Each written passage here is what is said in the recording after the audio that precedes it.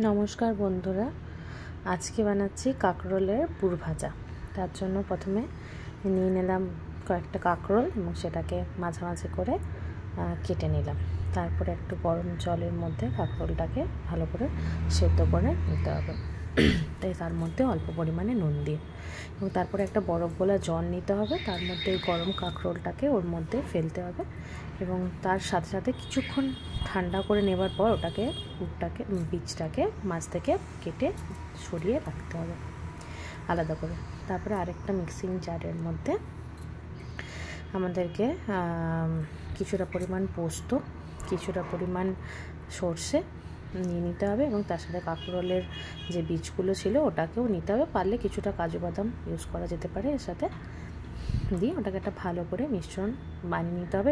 বেশি জল দেওয়া যাবে না, বেশি জল দিলে ওটা একটু পাতলা হয়ে যাবে, পাতলা হলে পুরটা একটুখানি দিতে অসুবিধা হবে।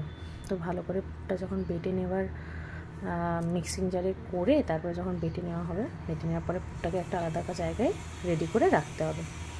তারপরে আবার একটা কাচের বাটিতে কিছুটা পরিমাণ বেসন, একটুখানি নুন, একটু এর মধ্যে কিছুটা চালের গুঁড়ো দিতে হবে।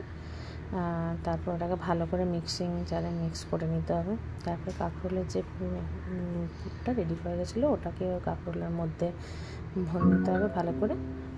একটু বেশি পাতলা হয়ে গেছিলো, কিন্তু যদি একটু মোটা মোটা বাটা হয় তো এটা একটু ভালো হবে, দিতে একটু সুবিধা হবে।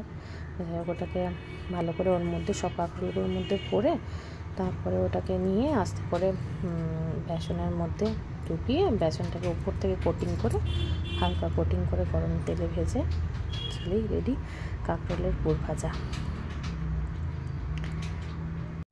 কারা কারা ট্রাই করলেন এবং জানাবেন, এবং যারা ট্রাই করেছেন অলরেডি আগে তারাও আমাকে জানাবেন কমেন্টে যে কেমন হলো।